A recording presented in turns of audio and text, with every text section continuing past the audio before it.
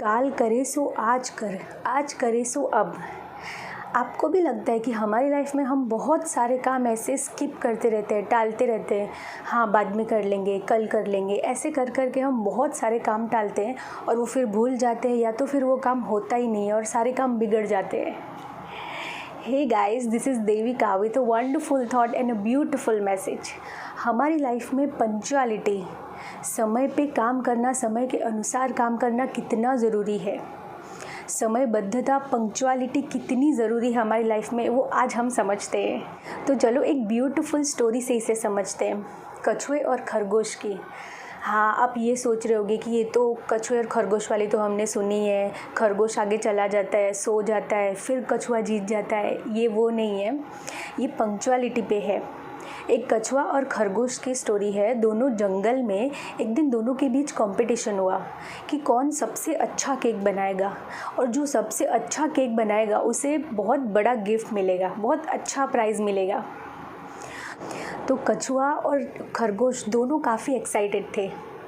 कछुए को लगा अभी 2 दिन बाकी है, तो चलो मेरे पास इतना सारा टाइम है, मैं उसे अच्छे से इन्वेस्ट करता हूँ, अच्छे से केक इतना अच्छा डेकोरेट करके बनाऊँगा कि मुझे ही प्राइज़ मिलेगा। उसने क्या किया, वो दूसरी बहुत सारी कुकिंग रेसिपीज़ की बुक लेके आया और कुकिंग रेसिपीज़ की बुक पढ़ता रहा और देखता रहा कि कौन सी रेसिपीज़ ज़्यादा अच्छी है, जो ज़्यादा अच्छी लगेगी मैं उसी से बनाऊँगा, मेरे पास तो टाइम काफ़ी है। और खरगोश ने सोचा कि अभी तो 2 दिन बाकी है कंपटीशन को, बाद में देखूँगा, कल देख लूँगा, आज खेल लेता हूँ। तो वो सिर्फ खेलता रहा और पूरा टाइम पास किया उसने। ऐसे ही खरगोश ने अपना पूरा एक दिन ऐसे ही वेस्ट कर दिया और कछुए को पूछता है कि अरे अभी तो 1 दिन बाकी है, तुम इतनी क्यों जल्दी इतनी तैयारी कर रहे हो, मैं ही जीतूँगा, अभी तो 1 दिन बाकी है ना, आराम से तैयारी करेंगे दोनों जन, अभी तुम खेलो ना मेरे साथ।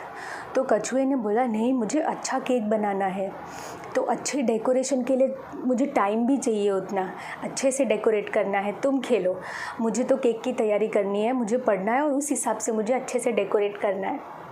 तो खरगोश ने कहा ठीक, मैं बाद में बनाऊँगा, अभी तो 1 दिन पड़ा है। और ऐसे ही कंपटीशन के अगले ही दिन कछुए ने अपना केक इतना अच्छा बनाया, इतना ब्यूटीफुल बनाया, with icing and fruits decorate करके उसने अपना केक कंपटीशन के अगले ही दिन प्रेजेंट किया। और वहीं पे कंपटीशन के दिन खरगोश को याद आया कि अरे आज तो केक मुझे प्रेजेंट करना है, अब मैं फटाफट जाके पहले सामान लेके आऊँ। तो वो सामान लेने दुकान गया, तो सामान लेने के लिए उसे आटा, शक्कर ये सब मिला ही नहीं। दुकानदार ने कहा यहाँ पे अब माल ख़त्म हो गया है, आज कुछ भी नहीं है। वो उदास होकर दूसरी दुकान में गया और वहाँ जाकर रुक गया। उसने मन में सोचा कि ये दुकान वाला तो हमेशा महंगा ही सामान देता है, आज भी मुझे सब महंगा ही सामान देगा। फिर उसने मन में सोचा नहीं, आज तो कंपटीशन है, मुझे कैसे भी करके केक बना के जीतना ही है, मुझे तो सामान लेना ही पड़ेगा। फिर वो दुकान में गया और उसने सब सामान लिया, आटा, शक्कर सब सामान लिया, पर उससे वो दुगने महंगे दाम में मिला। फिर भी वो सामान लेके वापस आया। उसने मन में सोचा कि मुझे केक तो बना के प्रेजेंट करना ही, आज जीतना है तो मुझे तो लेना ही है। तो उसने सामान लेके वापस घर आया, केक बनाया, जैसे तैसे उसने केक फटाफट रेडी किया और उसके बाद वो केक जैसे प्रेजेंट करने गया, जैसे लेके गया अपना केक, वैसे ही उसका टाइम ओवर हो गया था। और वहीं पे कछुए को अपना काम, अपनी मेहनत समय पे शुरू करने के लिए और समय से पहले उसे प्रेजेंट करने के लिए बहुत अच्छा इनाम मिला। सो गाइस, आप समझ गए होंगे कि हमारा काम करना तो ज़रूरी है, पर हमारा काम अपने समय के अनुसार होना ज़रूरी है। ऐसे ही जिसे एक एग्जांपल से समझते हैं, जैसे मंडे है, हमारी साइकिलिंग रेस है, या हमारी कंपटीशन है, या हमारा सब्जेक्ट सबमिशन है, तो हम सोचते हैं अरे सैटरडे संडे है ना, हम आराम से कर लेंगे। तो हम सैटरडे संडे एकदम लेज़ीनेस की तरह बिता देते हैं। हम वो काम पहले से अच्छे से नहीं करते कि ताकि वो अच्छे से प्रेजेंट कर पाए, और फिर वो काम हमें मंडे याद आता है या संडे याद आता है तो हम जैसा तैसा करके उसे दे देते हैं, जैसा तैसा काम करके या थोड़ी सी प्रैक्टिस में ऐसे करके दे देते हैं, और फिर खुद पे अफसोस होता है कि हमारे पास इतना टाइम था, हम चाहते तो अच्छे से प्रैक्टिस करके अच्छे से उसे रिसर्च करके प्रेजेंट कर सकते थे। ऐसे ही एक छोटा सा एग्जाम्पल शेयर करती हूँ हमारे राष्ट्रपिता गांधी जी का, जिन्हें एक दिन स्पीच देने जाना था, एक जगह स्पीच देने जाना था और वहाँ वालों ने उनसे कहा था कि हम आपके लिए गाड़ी भेजेंगे, तब आप वो गाड़ी में बैठ के आ जाना, तो आपको भी इजीली रहेगा, आपको कोई परेशानी नहीं होगी यहाँ आने में। तो उन्होंने कहा ठीक है। अब 5 बजे उन्हें स्पीच डिलीवर करने जाना था, स्पीच देने जाना था 5 बजे। अब 4:45 तक उन्होंने वेट किया कि अभी तक गाड़ी आई नहीं, मुझे लेट हो रहा है। तो उन्होंने क्या किया, अपनी साइकिल ली और साइकिल पे फटाफट साइकिल चला के चले गए और एग्जैक्ट 5 बजे, शार्प 5 बजे उन्होंने अपनी स्पीच देनी स्टार्ट कर दी।